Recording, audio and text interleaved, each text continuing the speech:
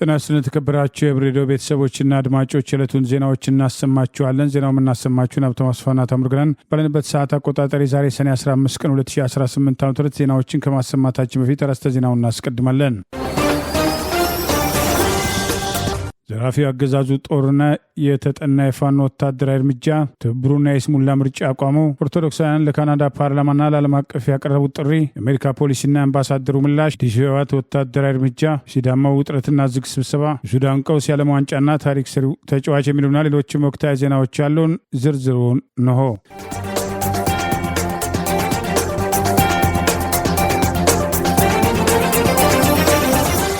የአርሶ አደሮችን መሳሪያ ነጥቃለሁ በሚል የተንቀሳቀሰው የጠላት ኃይል ላይ ድንገተኛ ጥቃት ሰንዝሮ ድል መቀዳጀቱን ጣና ገላውዲዮስ ክፍለ ጦር አፈርዋናት ብርጌድ አስታወቀ። የአማራ ፋኖ ብሔራዊ ንቅናቄ ጎንደር ጠቅላይ ግዛት በላይዝ ሜጀር ጀነራል ዋንታ ባተ አንደኛ ኮር ዛሬ ሰኔ 15 ቀን 2018 ዓ.ም የኮሩ ጣና ገላውዲዮስ ክፍለ ጦር አፈርዋናት ብርጌድ ከአርብ ገበያ ተንቀሳቅሶ ወፋር ግፍ ንዑስ ከተማ የአርሶ አደሮችን መሳሪያ ለመንጠቅና ለዘረፋ በተንቀሳቀሰው የጠላት ስልጣን አስጠባቂ ኃይል ላይ የሰነዘረውን ጥቃት ተከትሎ ድል መቀዳጀቱን አስታውቋል። አርሶ አደሮች ያገዛዙን የግፍ እርምጃ በመቃወም በሬዎቻቸውን ሸጠው እህላቸውን አቅንተውና በላባቸው የገዙትን መሳሪያ ለመዝረፍና ለመንጠቅ ከአርብ ገበያ ከተማ ተነስቶ ወደ ወፋር ግፍ ንዑስ ከተማ በመንቀሳቀስ ወደ ግለሰቦች ቤት መግባት ለዘረፋ የተሰማራው የጠላት ኃይል እርምጃን ተከትሎ መረጃ የደረሰው የጣናው ገላውዲዮስ ክፍለ ጦር አፈርዋናት ብርጌድ በፍጥነት ከሰና ወደ ወፋር ግፍ በመድረስ የስልጣን አስጠባቂ ሰራዊት ላይ ተቀናጀ ጥቃት ከፍቶ ድርጊቱን ማስቆሙን ገልጿል። ከቀኑ 7 ሰዓት እስከ ቀኑ 11 ሰዓት በተካሄደው በዚህ አውደ ውጊያ ከወፋር ግፍ እስከ እስላም መቃብር ከብሩክ ተራራ እስከ አጼ ሰፈር የነበሩ 4 የጠላት ምሽጎች አፈርዋናት ብርጌድ በመስበር ጠላት ላይ ከፍተኛ ሰብአዊና ቁሳዊ ኪሳራ ማድረሱን ገልጿል። አፈርዋናት ብርጌድ በሰነዘረው በዚህ ጥቃት የጠላት እቅድ ሙሉ ለሙሉ የከሸፈ ሲሆን በጠላት ላይም ሰብአዊና ቁሳዊ ኪሳራ መድረሱን መሳሪያ ገፋል ብሎ የመጣው ኃይል ሙትና ቁስለኛ ያስተናገደ ሲሆን የቀረው ኃይል ወደ መጣበት አርብ ገበያ እግሬ አውጪኝ ብሎ ለመፈርጠጥ መገደዱ አፋብን ጎንደር ጠቅላይ ግዛት በላይዝ ሜጀር ጀነራል ዋንታ ባተ አንደኛ ኮር ህዝብ ግንኙነት ኃላፊ አርበኛ ሀቅ ያለው ጸጋ አለባቸው ዛሬ ሰኔ 15 ቀን 2018 ይፋ ባደረገው በዚሁ መረጃ ገልጿል። ይህ በእንዲህ እንዳለ አማራ ፋኖ ብሔራዊ ንቅናቄ ወለጋ ቢዛሞ አንሻ ሰይድ እዝ ጌጤ ግርማ መብረክ ክፍለ ጦር ታፈራ አለሙ ሳተናው ክፍለ ጦርና አንገር ጉትን ክፍለ ጦርና አበጀ ጥበቡ ነበልባል ክፍለ ጦር በጥምረትና በተቀናጀ መንገድ ትላንት ሰኔ 14 ቀን 2018 በጠላት ላይ ወሰዱትን እርምጃ ተከትሎ ድል መቀዳጀታቸውን አስታውቋል። የብልጽግናው አገዛዝ ስልጣን አስጠባቂ ሰራዊት ላይ በምስራቅ ወለጋ ዞን ሊሞ ወረዳ ከጉትን ወደ ፈንጥቆ በመሄድ ላይ በነበረበት ወቅት መንደር 4 ወጣ ብሎ መንደር 5 መግቢያ ላይና ጋዲና የሚባሉ 2 ቦታዎች ላይ ሲደርስ በበጀ ጥበቡ ነበልባል ክፍለ ጦር የተቀናጀ ጥቃት እንደተሰነዘረበት ገልጿል። በዚህ ጥቃት አንድ ኮማንደር፣ አንድ ኦፊሰር፣ 100 አለቃ የሚሊሻ ጠርናፊ ቀደም ሲል የተደመሰሱ ሲሆን የክሬን ለማውጣት በሚል ትላንት በከፍተኛ ኃይል የተንቀሳቀሰው የጠላት ኃይል ሁለተኛ ጥቃት በመሰንዘር አጠቃላይ 15 የአገዛዙ ጥምር ኃይል ሲደመሰስ ቀሪው እግሬ አውጪኝ በማለት ወደ አርቁቢ መንደር 1 ለመፈርጠጥ መገደዱን ይኸው መረጃ ጠቅሷል። የበጀ ጥበቡ ነበልባል ክፍለ ጦር የአገዛዙ ጥምር ጦር ሊገባበት የነበረውን ፊት በቆ ከተማን በመቆጣጠር በተግባር የህዝብ ደጀንነቱን ማረጋገጡን ይኸው መረጃ ጠቅሷል። በሌላ ግንባር ጌጤ ግርማ መብረክ ክፍለ ጦርና ታፈራ አለሙ ሳተናው ክፍለ ጦር በጥምረት በሆሩ ጉድሩ ዞን አቢ ደንጎሮ ወረዳ ጠላት መናገሻና ሴራ መዶለቻ በሆነችው ቱሉ ጋና ከተማ ከበባ በማድረግ የጠላት ኃይል ላይ ድንገተኛ ጥቃት ሰንዝረው ጠላት ምሽጉ ላይ እንዳለ በዲሽቃ ጥቃት ከፍተኛ ጉዳት ማድረሳቸውን ገልጿል። በተመሳሳይ በምስራቅ ወለጋ ዞን ጊዳ አያና ወረዳ ጠላት ለወራት መሽጎበት በነበረው የጠላት ኃይል ላይ አንገር ጉትን ክፍለ ጦር ቦታው ድረስ ዘልቆ በመግባት የተጠና ጥቃት በመሰንዘር ድል መቀዳጀቱንም ይኸው መረጃ ጠቅሷል። ለረጅም ሰዓታት የተደረገው ውጊያ እስከ ምሽት ድረስ የዘለቀ ሲሆን ጠላት ከፍተኛ ሰብአዊና ቁሳዊ ኪሳራ ማስተናገዱን አፋብን ወለጋ ቢዛሞ አንሻ ሰይድ እዝ ህዝብ ግንኙነት መምሪያ ይፋ ባደረገው በዚሁ መረጃ ገልጿል። የአምስት የፖለቲካ ፓርቲዎች ቅንጅት የሆነው ትብብር ለኢትዮጵያ አንድነት ባለፈው በሰባተኛው ጠቅላላ ምርጫ ያገኛቸውን ወንበሮችም እንደማይረከብም ዳግም አረጋገጠ። ቅንጅቱ ከዚህ ቀደም ያቀረባቸውን ቅድመ ሁኔታዎች የሚሟሉ ከሆነ ምክር ቤት የመግባት ጉዳይን ሊያጤነው እንደሚችልም ቅድመ ሀሳብ ሰጥቷል። ጥምረቱ በተደጋጋሚ ያወጣቸው ቅድመ ሁኔታዎች እንዳልተሟሉ በመግለጽ ከምርጫው ራሱን እንደሚያገልም ሲያሳውቅ የቆየ ሲሆን ከምርጫው ከ2 ቀናት በኋላም ቢያሸንፍም ምክር ቤትም እንደማይገባም መግለጹም ይታወሳል። ሰኔ 14 2018 ዓ.ም ብሔራዊ ምርጫ ቦርድ ይፋ ባደረገው አጠቃላይ የምርጫ ውጤትም እንደሚያሳየው ትብብር ለኢትዮጵያ አንድነት 2 የህዝብ ተወካዮች ምክር ቤትና 5 የክልል ምክር ቤቶች መቀመጫዎችን ማግኘቱም ታውቋል። ጥምረቱ 1032 እጩዎችን በማቅረብ ከብልጽግናና ከኢዜማ ቀጥሎ ከፍተኛ ተመራጮችን ለተለያዩ ምክር ቤቶች ያስመዘገበም ሶስተኛው ፓርቲ ሲሆን በአዲስ አበባ በአማራና በማዕከላዊ ኢትዮጵያ ክልሎችን በአጠቃላይ 7 ወንበሮችን በምርጫ 2018 ያሸነፈው ቅንጅት ምርጫውን አውግዞ በአቋሙ እንደጸና የህዝብ ግንኙነት ኃላፊው አቶ ጌትነት ወርቁ ለቢቢሲ አረጋግጠዋል። ምርጫውን የጨረባ ሲሉ የገለጹት ኃላፊው እጅግም የተወሳሰበውን የኢትዮጵያን ችግር ከድጡ ወደ ማጡም ከመውሰድ ከዘለለ ዲሞክራሲ አያዋልድም በማለትም የቅንጅቱን አቋም ገልጸዋል። ጥምረቱም የኢትዮጵያን የሰላምና የደህንነት እጦትም እንዲሁም ጠባብ የፖለቲካ ምህዳር በዋና ምክንያትም ያነሳል። መንግስትም ሸብረክ ብሎ ወደ መነጋገሩ ወደ መደራደሩ እስኪሄድ ድረስም እኛም እውቅና አንሰጠውም፣ የብልጣብልጥም ጨዋታ ነው በማለትም አገራትም ምርጫውን እውቅና እንዲነፍጉትም ውትወታም እያደረጉ መሆናቸውን አቶ ጌትነትም አስታውቀዋል። አቋማችሁ ከምርጫው በፊትም ይሁን ከሆነ ለምን በምርጫው ተሳተፋችሁ ሲል ለቀረበላቸው ጥያቄም አቶ ጌትነትም ለመሳተፋቸው ምክንያት የሆኑ ንግግሮችን ስለነበሩ እንደሆነ አመልክተው ዝርዝር መረጃ ግን ከመስጠትም መቆጠባቸውን ቢቢሲ በዘገባው ላይ አካቷል። በቅድመ ሁኔታዎች ላይ ምናልባትም ጆሮ የመስጠትም ዘንበል የማለት ምልክቶች ሊኖሩ ይችላሉ የሚል እምነቶች ነበሩ በማለት በግልጽ መናገር ባልፈለጉትና ወደፊትም ይፋ እናደርጓለን ባሉት ምክንያትም ወደ ምርጫው ለመግባት መወሰናቸውን ገልጸዋል። እንደ ኃላፊው ምክር ቤትም አንገባም የሚለው አቋማቸው በ7 ምርጫ ክልሎችም ለመረጣቸው ህዝብ ድምጽ መንፈግም አይደለም ብለዋል። ተመሳሳይ ትችት በተለይ በአወዛጋቢው ምርጫ 97 ከነበረው የቅንጅት አቋም ጋር ተገናኝቶ እንደገጠማቸው የጠቆሙት ኃላፊው የሁኔታ ልዩነትም ሲያብራሩ የሰማይና የምድር ያህል ነው ብለውታል። በ7 ኪስ ቦታዎች ላይ ተሰጥቶን ይህንን ተቀበልና ሌላውን አቆይ ከምንባል ለታላለቅ ጥያቄዎችም ምላሽ እንፈልጋለን የሚል ነው ሲሉም አቋማቸውን የማመዛዘን የማበላለጥም እንደሆነም ገልጸዋል። ይሁን እንጂ መንግስት ላስቀመጣቸው ቅድመ ሁኔታዎች ለመነጋገር ቀና ምላሽ ከሰጠም ውሳኔያችን እንቀለብሳለንም ብለዋል። አንገባም ማለት ለዘላለም አንገባም ማለት አይደለም በማለትም ኳስም መንግስትም ሜዳ ላይ መወዳደሩንም ጠቁመዋል።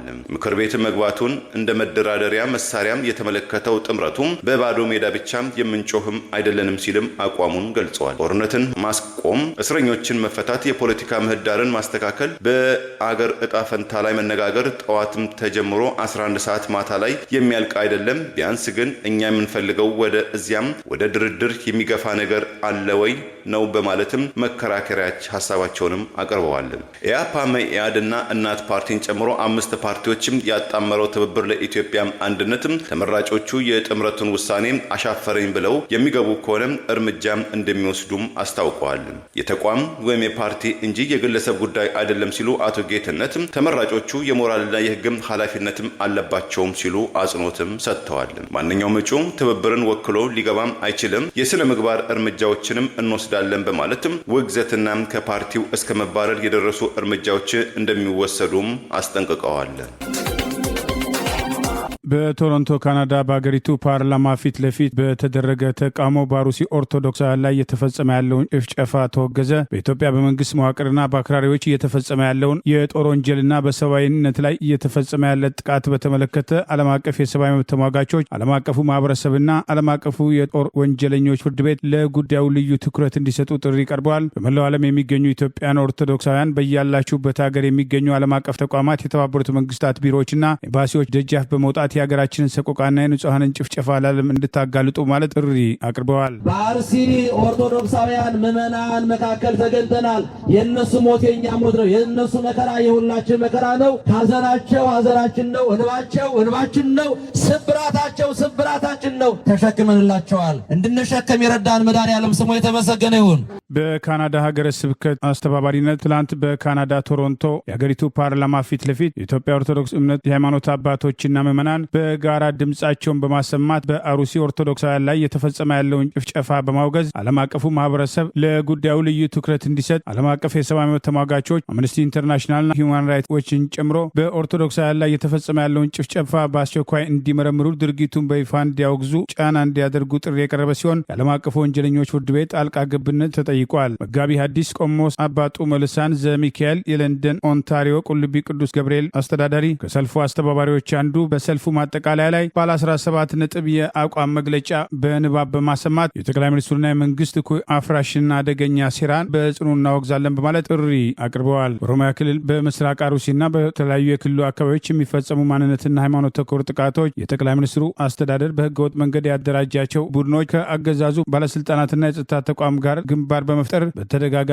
በሚፈጸሙ ጥቃቶች እጃቸው እንዳለበት ተደጋግሞ ሲጠቀስ ቆይተዋል። አንደኛ፣ የተቋማዊ የዘርና የሃይማኖት ማጥፋት ወንጀልን እናወግዛለን። የንጹሐን ደም በመሬት አታፍስሱ ዘዳግም 19:10 ምንም በማያውቁ እናቶች፣ ህፃናት፣ አረጋውያን እና ወጣቶች ላይ ኦርቶዶክሳውያን በመሆናቸው ብቻ እየደረሰ ያለውን በግፍ የመታረድ የመጨፍጨፍ እና የጅምላ ፍጅት አጥብቀን እናወግዛለን። ይህ ድርጊት ግልጽ የሆነ ሃይማኖትን የማጥፋት ወንጀል ስለሆነ አጥብቀን እናወግዛለን። ሁለተኛ፣ ለዓለም አቀፍ የሰብአዊ መብት ተሟጋቾች የቀረበ ጥሪ። የተባበሩት መንግስታት የሰብአዊ መብት ምክር ቤት፣ አምነስቲ ኢንተርናሽናል፣ ሂውማን ራይትስ እና ሌሎቹም ዓለም አቀፍ ተቋማት በኦርቶዶክሳውያን ላይ እየተፈጸመ ያለውን ጭፍጨፋ በአስቸኳይ መርምራችሁ ድርጊቱ በይፋ በማውገዝ ዓለም አቀፍ ጫና እንድትፈጥሩ በአጽንኦት እኛ የምንገደለው የምንጨፈጨፈው ኦርቶዶክሳውያን ጠይቃለን። ሶስተኛ፣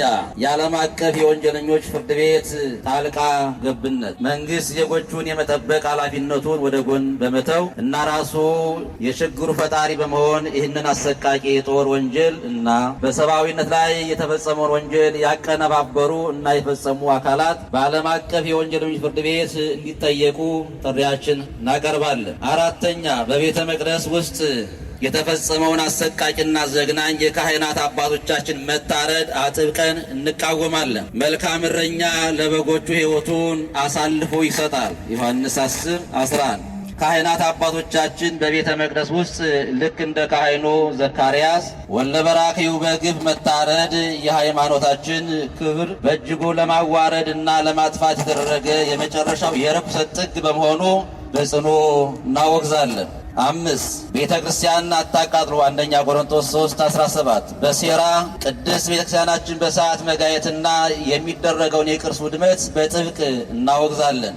የኢትዮጵያና የዓለም ታሪክ ማህደር የሆነችው ቅድስት ቤተ ክርስቲያናችን እንደ ችቦ መንደዷን የዓለም አቀፍ ማህበረሰብ በተለይም ዩኔስኮ ትኩረት ሰጥቶ እንዲመለከተውና ይህንን የሀገርና የቤተ ክርስቲያን የሃይማኖት የታሪክ የቅርስ የማጥፋት ዘመቻ እንዲያወግዝ በአጽንኦት ጠይቃለን። 6 አፍን ክፈት ለድሃው ጩኽ ምሳሌ 30:8 በምዕመናንና በቅድስት ኦርቶዶክስ እምነታችን ላይ እየተሰነዘረ ያለውን ግድያ፣ የሞት ዛቻ፣ ጭቆናና ማስፈራሪያ በብርቱ አቋም እናወግዛለን። ኦርቶዶክሳውያን ምዕመናን በአርሲ ማተባችሁን ቁረጡ አለበለዚያ አንገታችሁ ይቆረጣል ተብለው በመሳሪያ ኃይል እምነታቸውን እንዲክዱ መገደዳቸው ዓለም አቀፍ የሃይማኖት እና የእምነት ነጻነት መብቶችን በግልጽ የጣሰ በመሆኑ ፈጽመን እናወግዛለን። 7 የጠቅላይ ሚኒስትሩን እና የመንግስትን እኩይ አፍራሽ አደገኛ ሴራ በጽኑ እናወግዛለን፣ እንቃወማለን። ይህንን እልቂት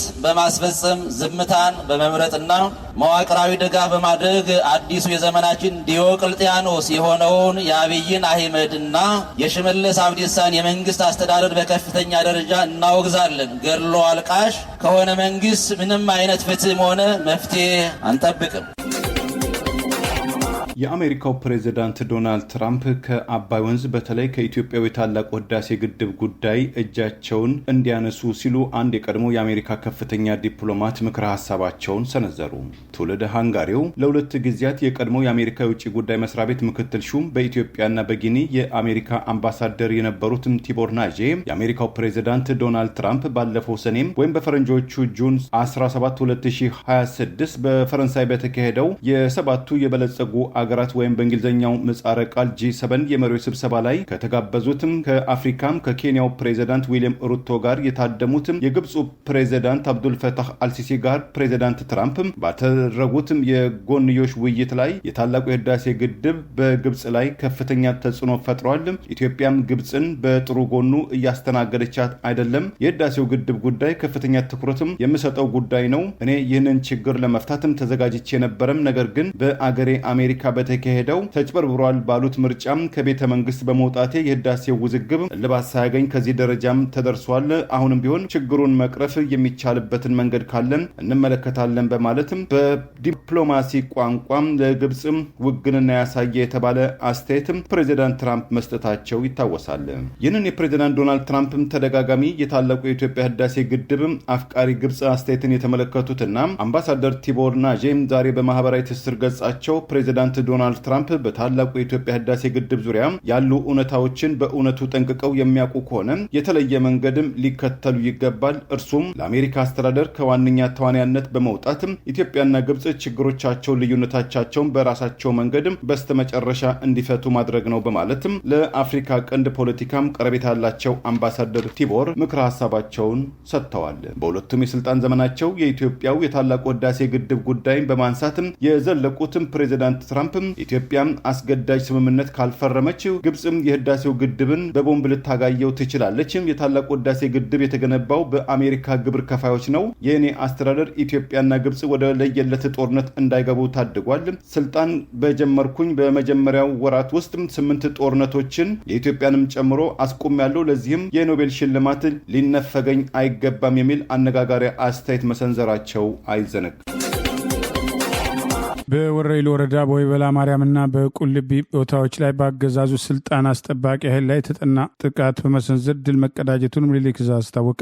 የአማራ ፋኖ ብሔራዊ ንቅናቄ ወሎ ቤተ አማራ ምኒልክ ዕዝ 104ኛ ኮር 25ኛ ክፍለ ጦር በጠላት ኃይል የሰነዘረውን ድንገተኛ ጥቃት ተከትሎ ዛሬ ሰኔ 15 ቀን 2018 ከወረኢሉ ወረዳ በወይበላ ማርያምና በቁልቢ ቦታዎች የአገዛዙ ጥምር ስልጣን አስጠባቂ ኃይል ላይ በኮሩ ቃኝና 25ኛ ክፍለ ጦር አንደኛ ሻለቃ በፈጸመው ጥቃት በጠላት ላይ ድል መቀዳጀቱን አስታውቋል። ምኒልክ ዕዝ 104ኛ ኮር ቃኝና 25ኛ ክፍለ ጦር አንደኛ ሻለቃ በፈጸሙት በዚህ ድንገተኛ ጥቃት መቶ አለቃ ፋንታው የተባለ ሻለቃ መሪን ጨምሮ ከ10 በላይ ያገዛዙ ስልጣን አስጠባቂ ሰራዊት ሲደመሰስ በርካቶች መቁሰላቸውን፣ የቀረ ኃይሉ ቁስለኛውን ተሸክሞ ወደ መጣበት ለመፈርጠጥ መገደሉን የ104ኛ ኮር ህዝብ ግንኙነት መምሪያ ዛሬ ሰኔ 15 ቀን 2018 ባወጣው በዚሁ መረጃ ገልጿል። ይህ በእንዲህ እንዳለ በዚሁ ቀጠና ምኒልክ ዕዝ 102ኛ ኮር 49ኛ ክፍለ ጦር ሁለተኛ ሻለቃ በአገዛዙ ስልጣን አስጠባቂ ሰራዊት ላይ ትላንት የሰነዘረውን ድንገተኛ ጥቃት ተከትሎ ድል መቀዳጀቱን ጨምሮ ገልጿል። የ49ኛ ክፍለ ጦር ትላንት ሰኔ 14 ቀን 2018 በተለያዩ አቅጣጫዎች የመጣውን የአገዛዙን ስልጣን አስጠባቂ ሰራዊት የተጠና ጥቃት በመሰንዘር ሙትና ቁስለኛ ያደረገ ሲሆን የቀረ ኃይል ወደ መጣበት ለመፈርጠጥ መገደዱን ጠቅሷል። የአገዛዙ ስልጣን አስጠባቂ ኃይል በከፍተኛ ደረጃ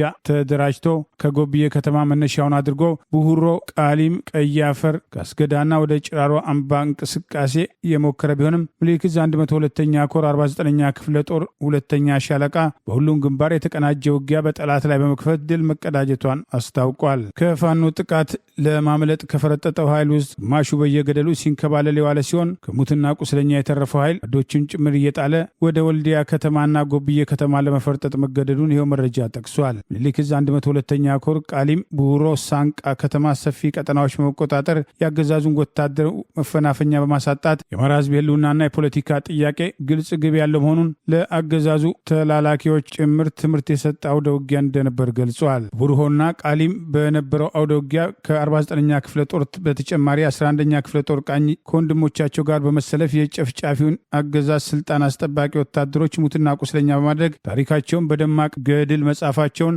አፋብን ወሎ ቤተ አማራ ምኒልክ ዕዝ ህዝብ ግንኙነት መምሪያ ዛሬ ሰኔ 15 ቀን 2018 ባወጣው በዚሁ መረጃ ገልጿል። ይህ በእንዲህ እንዳለ ዛሬም ያገዛዙ ስልጣን አስጠባቂ ጦር እየከዳ ፋኖን እየተቀላቀለ መሆኑን በተጨማሪ የጠቀሰው ምኒልክ ዕዝ 101ኛ ኮር 35ኛ ክፍለ ጦር ከስርዓቱ በመክዳት ፋኖን የተቀላቀሉ ለሰራዊት አባላት የአማራ ፋኖ የትግል ዓላማን በተመለከተ የፖለቲካዊ ግንባታ በመስጠት ወደ አማራ ትግል በፍላጎታቸው እንዲቀላቀሉ መደረጉን ጠቅሰዋል። ከሰኔ 10 እስከ ሰኔ 13 ቀን 2018 ዓ.ም ከአብይ አህመድ ዙፋን ጠባቂነት ወደ ፋኖ ሙሉ ትጥቃቸውን ከነፍስ ወከፍ እስከ ቡድን መሳሪያ በመያዝ የተቀላቀሉት በዚህ ግንባር ብቻ 16 የአገዛዙ ስልጣን አስጠባቂ ሰራዊት አባላት ትላንት ሰኔ 14 ቀን 2018 የአማራ ፋኖ ብሔራዊ ንቅናቄ ምክትል ህግ መምሪያ ኃላፊ አርበኛ መሐመድ ሞገስ የአማራ ፋኖ ወቅታዊ የትግል ሁኔታና ትግሉ የደረሰበትን ደረጃ የአማራ ፋኖ በደምና አጥንቱ ስለመሰረተው መሪ ድርጅት ፋብን የትግል አቋም፣ የምርኮኞች አያያዝና የድርጅታዊ ዲፕሎማሲ ተቀባይነት እንዲሁም ውጊያውን እንድናሸንፍ የሚያመለክቱ ማሳያዎችና ጦርነቱን ያለ ጥርጥር በስኬትና በድል እንደምናሸንፍ የሚጠቅሱ ገለጻዎች በዚህ ወቅት መደረጋቸውን ምኒልክ ዕዝ ህዝብ ግንኙነት መምሪያ ዛሬ ሰኔ 15 ቀን 2018 ባወጣው ተጨማሪ መረጃ ገልጿል። በእንዲህ እንዳለ ዛሬ ሰኔ 15 ቀን 2018 አብሉክ ወረዳ ካለው አድማ ብተና 26ኛ ሻለቃ አንድ አባልና ከአገዛዙ ስልጣን አስጠባቂ ጦር 36ኛ ክፍለ ጦር አባል ሙሉ ትጥቃቸውን በመያዝ አፋብን ወሎ ቤተ አማራ ምኒልክ ዕዝ 104ኛ ኮር 25ኛ ክፍለ ጦርን ማምሻውን መቀላቀላቸውን እዙ ባወጣው ተጨማሪ መረጃ ገልጿል። ሰሞኑን በተለያዩ ግንባሮች የአገዛዙ ስልጣን አስጠባቂ ወታደሮች ትጥቃቸውን እየያዙ ፋኖን መቀላቀላቸው መቀጠሉን ጠቅሰን መዘገባችን አይዘነጋም።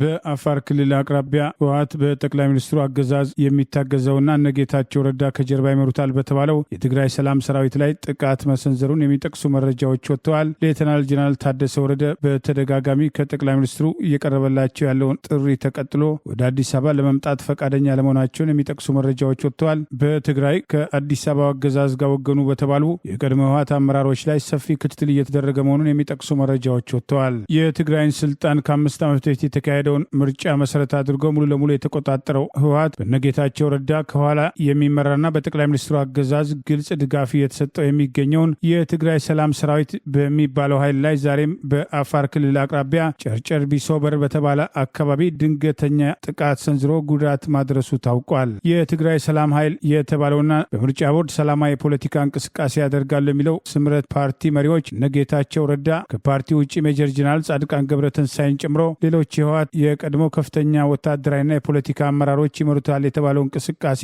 በአገዛዙ ቀጥተኛ ወታደራዊ ድጋፍ የሚደረግለት የትግራይ ሰላም ኃይል ከዚህ ቀደምም ህወሓት በተመሳሳይ በአፋር ግንባር የተጠና ጥቃት ሰንዝሮ ጉዳት ያደረሰበት ሲሆን በአገዛዙ በኩል ከፍተኛ ተስፋ የተሰጠውና በትግራይ የሚደረገውን ወታደራዊ እንቅስቃሴ መከላከያ ከመግባቱ በፊት በሽፋንነት እንዲያገለግል ተልዕኮ ወስዷል የተባለው የትግራይ ሰላም ኃይል ሰሞኑን ውጊያ ለመጀመር ዝግጅት እያደረገ መሆኑን ህወሓት መረጃ ደርሶት የሰነዘረው ጥቃት መሆኑን የሚጠቅሱ መረጃዎችም እየወጡ ነው። በትግራይ ሰላም ሰራዊትነት የተደራጁና በአገዛዙ ወታደራዊ አዛዦች የቅርብ ድጋፍና ክትትል መንቀሳቀሳቸው የገባቸው አንዳንድ ወታደራዊ አዛዦችና ታጣቂዎች ተመልሰው ወደ ህወሓት በየጊዜው ከሚኮበልሉበት ከዚህ ስብስብ ውስጥ በትግራይ የሚደረገውን እንቅስቃሴ የትግራይ ጊዜያዊ አስተዳደር ፕሬዚዳንት ሌተናል ጀነራል ታደሰ ወረደ የህወሓትን እንቅስቃሴ በይፋ እንዲያወግዙና ወታደራዊ ጣልቃ ገብነት የፌዴራሉ መንግስት እንዲያደርግ እንዲጠይቁ ተደጋጋሚ ማግባቢያ እየተደረገላቸው ቢሆንም የሚደርሳቸውን ጥሪ ተቀብለው ወደ አዲስ አበባ ለመሄድ ፈቃደኛ አለመሆናቸውን ወይም በህወሓት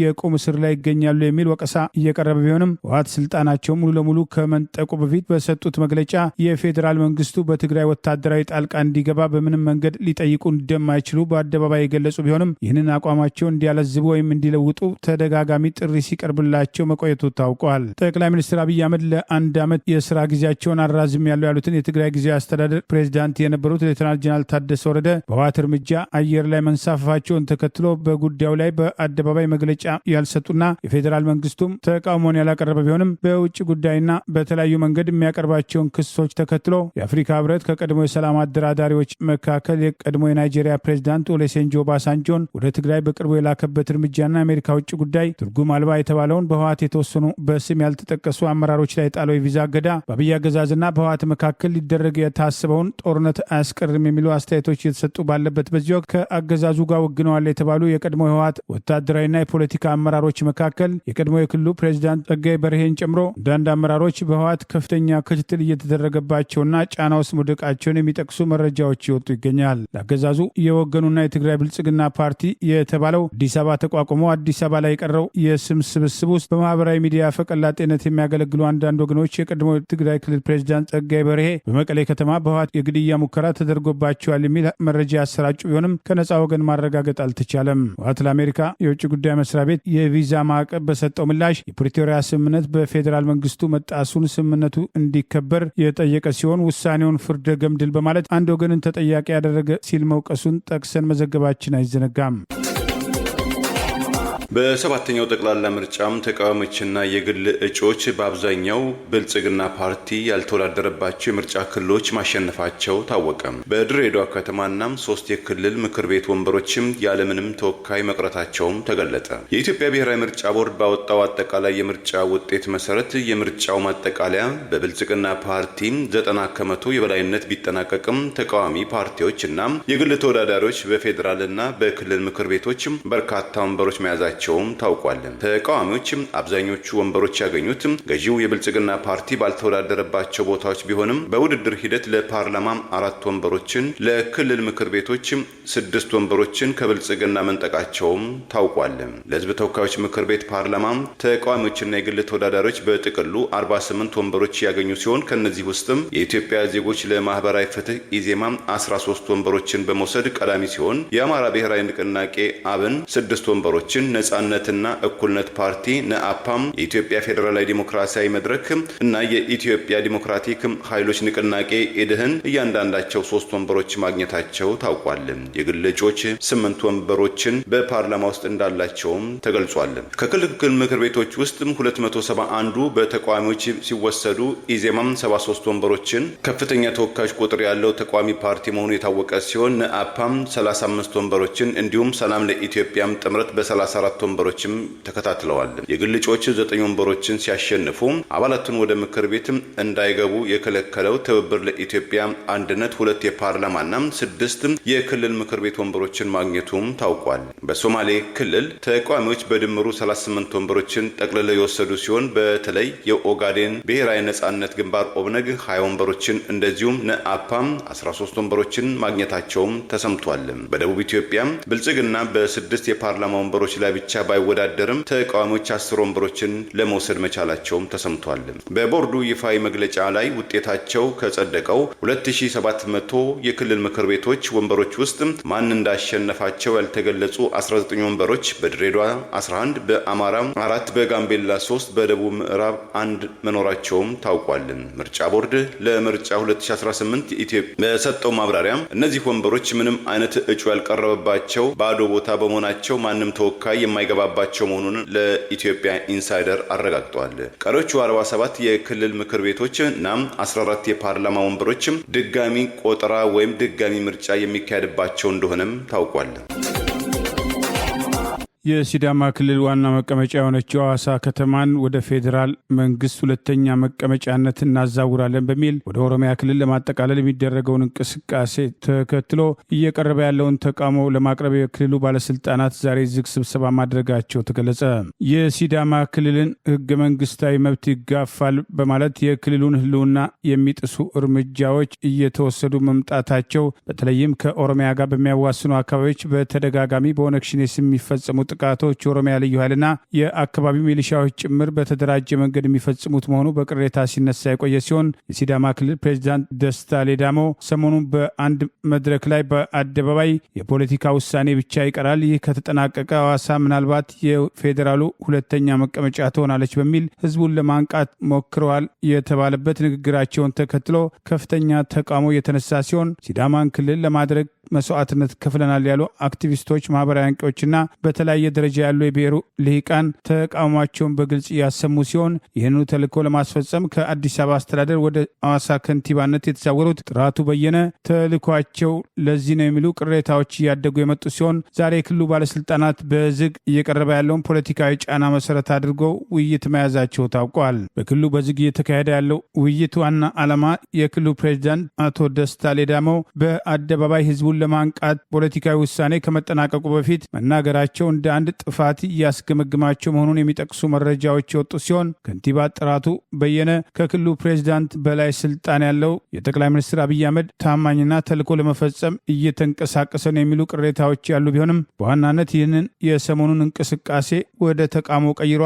ውስጥ ውስጡን በራሳቸው መዋቅር በመንግስት ላይ ተቃውሞ እያስነሱ ነው በማለት የክልሉ ፕሬዚዳንትና በዙሪያቸው ያሉ ጥቂት ሰዎችን በዚሁ ዝግ ስብሰባ እየገመገሟቸው መሆኑን ምናልባት ለጠቅላይ ሚኒስትሩ ታማኝ ናቸው የተባሉ ጥቂት ሰዎች ወደ ስልጣን ሊወጡ የሚችሉበት እድል መኖሩንም የሚጠቅሱ መረጃዎች ወጥተዋል። በሐዋሳ ከተማ የሲዳማን ታሪክና ባህል የሚወክሉ ምልክቶች ቀስ በቀስ እየተቀየሩ መምጣት ወደ አዋሳ መግቢያ ከኦሮሚያ ክልል በሚያዋስነው አካባቢ ላይ የተሰራው የክልሉን ባህል የሚያንጸባርቀውን እድሞ እንዲፈርስ በኮሪደር ልማት ሽፋን የተሰጠውም ትዕዛዝ ተቃውሞ እየቀረበበት ሲሆን የከተማ አስተዳደሩ በበኩሉ በዘመናዊ መንገድ የከተማዋን የህዝቡን ባህል ለማስተዋወቅ እሰራለሁ የሚል ምላሽ የሰጠ ቢሆንም በተግባር እየተወሰደ ያለው እርምጃ ከዚህ ተቃራኒ ነው የሚሉ ወቀሳዎች ተከትለው ቀርበዋል። በአዲስ አበባ ላይ እንደሚደረገው ብልጭልጭ ፕሮጀክቶችን ከፊት በማስቀደም የሲዳማን ክልል ከጊዜ ወደ ጊዜ እየሸረሸሩ ለማዳከም ሐዋሳ ከተማን ጭምር ወደ ኦሮሚያ ክልል ለማካለል ያላቸውን እቅድ ለማስፈጸም ከንቲባው ተልዕኮ ተሰጥቷቸው እየተንቀሳቀሱ ነው የሚሉ ወቀሳዎች ጠንከር ብሎ ሲደመጡ ቆይተዋል።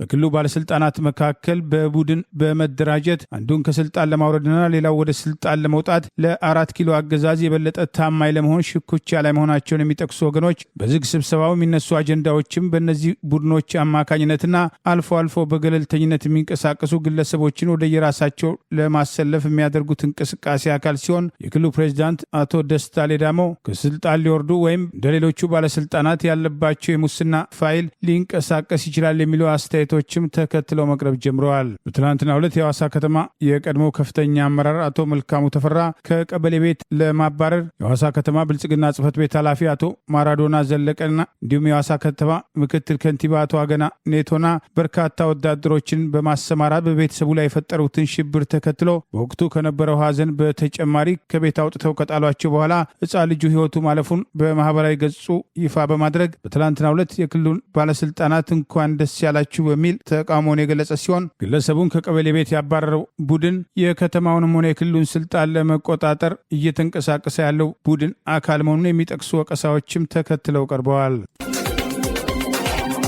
አገዛዙ ብቻውን ሮጦ የሚያሸንፍበት ምርጫ እስኪያልፍ ድረስ በአዲስ አበባ ጋብ ብሎ የነበረው ነዋሪዎችን የማፈናቀል እርምጃ በተጠናከረ መንገድ እንዲቀጥል የከተማው አስተዳደር ከንቲባ አዳነች አቤቤ ሰሞኑን በአንድ መድረክ የጫካ ፕሮጀክትን ተከትሎ 3 ወረዳዎች እንደሚነሱ የሰጡት ፍንጭ ተቃውሞ እያስከተለ ነው። ለ20 ዓመታትና ከ20 ዓመት በላይ 40፣ 60ና 20/80 ኮንዶሚኒየም ይደርሰናል ብለው የሚጠብቀው የከተማው ነዋሪዎች አገዛዙ በኢፍታዊ አሰራር ዛሬም ድረስ ኮንዶሚኒየም አለማግኘታቸውና እንታሰራለን በሚል ፈርተው ሳይናገሩ ዝም ማለታቸው ሊያበቃ እንደሚገባ ጥሪ ቀርበዋል። እንፈራችኋለን ታስሩናላችሁ ብለን እንጂ አንጀታችን አሮ ነው ቁጭ ያልነው 20 ዓመት የቆጠብነውን ቤት አሁን ጫካ ፕሮጀክት የሚል 3 ወረዳ ይነሳል የሚል ዜና ሰምቼ ነው የመጣሁትና ምንድነው ያለችው ከጫካ ፕሮጀክት የሚነሱ ሰዎች ብዙ ቤቶች ናቸው የሚፈርሱት የሚሰጣቸው ኮንዶሚኒየም ነው አለች። የትኛው ኮንዶሚኒየም? እኛ የቆጠብነው የትኛው 40/60 የትኛው 20/80? እኛ የቆጠብነው 15 ዓመት ሙሉ የጠበቅነው 20 ዓመት የጠበቅነው እንዴ! ኧረ አበዛችሁት። አንዴ ለወታደሮች ስትሰጡብን፣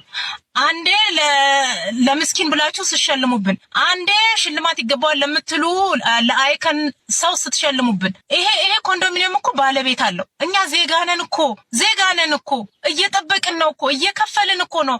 የከፈልኩበትን የኔን ቤት እኮ ነው እየሰጣችሁ ያላችሁት። እንዴ አገሪቷ የድሃ መሆኗ ቀርቶ የነገስታት ልትሆን ነው። በቃ የኛ ሀገር አይደለችም። ምክንያቱም ጫካ ፕሮጀክት ይሄን ያህል ህዝብ እያፈናቀለ ይሄን ያህል ህዝብ ዋጋ እያስከፈለ ካለ እኛን ዋጋ እያስከፈለ ካለ በቃ ይታወቃል እዛ አካባቢ ምን እየተሰራ እንደሆነ ማለት ነው። የጫካ ፕሮጀክት የተባለውና በፓርላማው ጭምር ገንዘቡ ከየት መጣ የሚል ጥያቄ ሲቀርብ የሀገሪቱ የበላይ ባለስልጣን የሚባለው የይስሙላውን ፓርላማ አያገባችሁም፣ እናንተን ገንዘብ አልጠየቅኩም፣ ልትጠይቁኝ አትችሉም በሚል ምላሽ የሰጡት ጠቅላይ ሚኒስትር አብይ አህመድ አዲስ ቤተ መንግስታቸውን ጨምሮ ቅንጡ መኖሪያ ቤቶችና የተለያዩ ህንፃዎች በተካተቱበት በጫካ ፕሮጀክት ሽፋን በርከት ያሉ ነዋሪዎች የተፈናቀሉ ሲሆን ዛሬም ተጨማሪ ነዋሪዎች እንደሚፈናቀሉ የሚጠቅሱ አስተያየቶች ከከተማው ከንቲባ አዳነች አቤቤ መውጣቱን ተከትሎ ነዋሪዎች ተቃውሟቸውን ማሰማት ጀምረዋል። በማህበራዊ ሚዲያ ድምጻቸውን እያሰሙ ያሉ አንዳንዶች እስከ 20 ዓመት ድረስ የቆጠቡት የ20/80 40/60 የህዝብ የጋራ መኖሪያ ቤት ወይም ኮንዶሚኒየም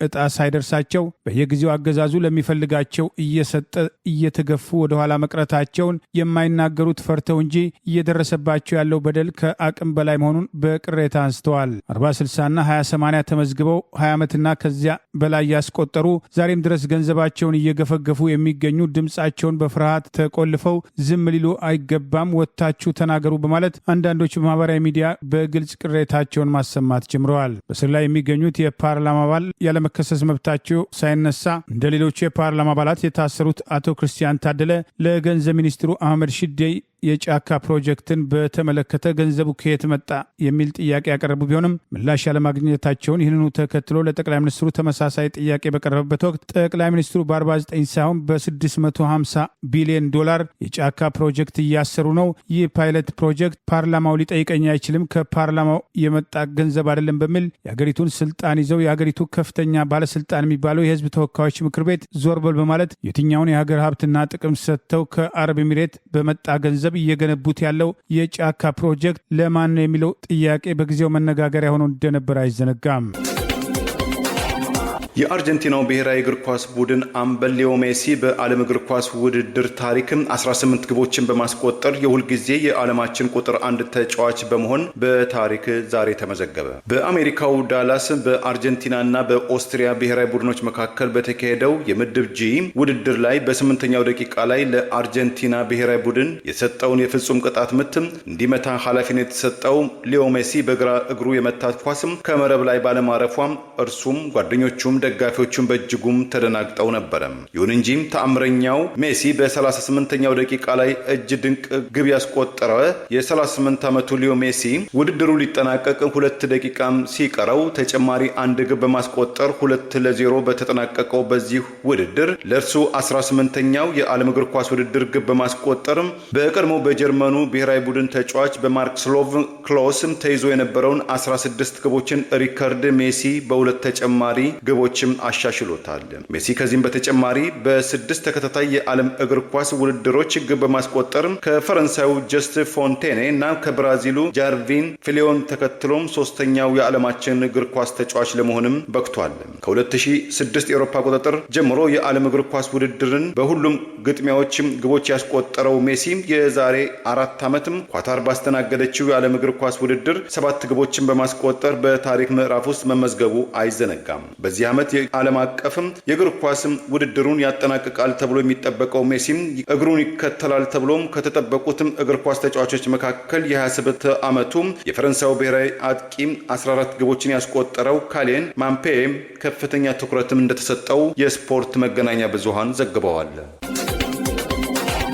ህጻናትን እያፈሰለ ጦርነት የሚማግደው አገዛዝ በተደጋጋሚ የሚቀርብለትን ወቀሳ ወደ ጎን በማድረግ ፋኖ ዕድሜያቸው ለውትድርና ያልደረሱ ወጣቶችን እያስገደደ ያሰልፋል ማለቱ መነጋገሪያ ሆኗል። የአገሪቱን ሰላምና አንድነት ለማስጠበቅ ሳይሆን የጠቅላይ ሚኒስትር አብይ አህመድ አገዛዝን ስልጣን ለማስጠበቅ ህዝብ እየጨፈጨፈ የሚገኘው የአገዛዙ ስልጣን አስጠባቂ መከላከያ ፋኖ ህጻናትን አስገድዶ ለውትድርና ያሰልፋል በማለት አገዛዙ በዓለም አቀፍ ተቋማት ጭምር ስሙ የሚነሳውን ዕድሜያቸው ያልደረሱ ታዳጊዎችን ከትምህርት ቤት እና ከመኖሪያ ቤታቸው ጭምር እያፈሰ በሚማግድበት እርምጃ ፋኖን ለመክሰስ መሞከሩ ስርዓቱ እየደረሰበት ያለው ሽንፈት ለመሸፋፈን መሆኑ ተጠቅሷል። ዛሬ ሰኔ 15 ቀን 2018 ዓ.ም የአገዛዙ ስልጣን አስጠባቂ መከላከያ በማህበራዊ ገጹ ጽንፈኛ ሲል የሚጠራውን ፋኖን ለውትድርና ያልደረሱ ወጣቶችን በማስገደድ እያሰለፈ ይገኛል ያለ ሲሆን በሰሜን ሸዋ ዞን በተለያዩ ወረዳዎች የተሰማራ ያለው ዛሬም ሰላማዊ ሰዎችን የሚጨፈጭፈውና ከፋኖ ጋር ገጥሞ አንድም ቀን ያላሸነፈ የአገዛዙ አየር ወለድ ክፍለ ጦር አዛዥ ኮሎኔል ማቴዎስ ማዴቦ ከመንገድ ላይ ያፈሳቸውን ታዳጊዎች ለውትድርና እንሄድም ማለታቸውን ተከትሎ ፋኖ ናችሁ በሚል ካፈሰ በኋላ የፋኖ ምርኮኞች ናቸው ማለት የሰጠው መግለጫ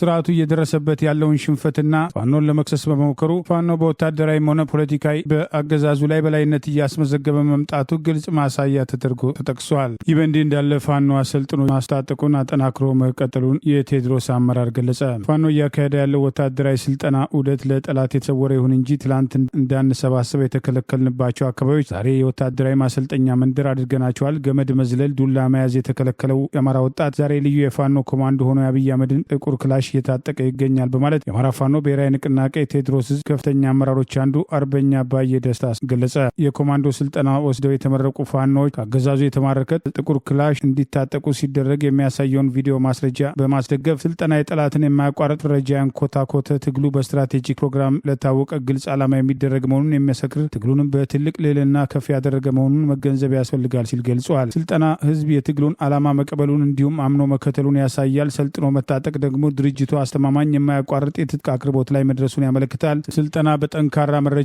ደህንነት የሚከናወን ሲሆን ደህንነቱ የተረጋገጠ ሰፊ ቀጠናን መቆጣጠራችን ይመሰክራል በማለት በወታደራዊና ፖለቲካዊ ዶክትሪን ሰልጥነው በስነ ልቦናና በአካል ብቃት ተዘጋጅተው የሚመረቁት ጀግና የፋኖ ሰራዊት አባላት ትግሉን በአሸናፊነት ለመቋጨት ከመጨረሻ ቁርጠኛ መሆናችን የምናረጋግጥበት የማያቋርጥ ተግባር ነው ሲል ገልጿል። በአማራ ህዝብ ላይ በእብሪ ጦርነት ያወጀው አገዛዝ በ3 ወር ውስጥ አማራን ትጥቅ ብቻ ሳይሆን ቀበቶ አስፈታለሁ ያለ ቢሆንም ከ3 ዓመት በላይ በዘለቀው ጦርነት ሰላማዊ ሰዎችን የጥቃት ኢላማ ያድርግ እንጂ ዛሬም ፋኖ አገዛዙን እየማረከ መታጠቁን አጠናክሮ ቀጥለዋል።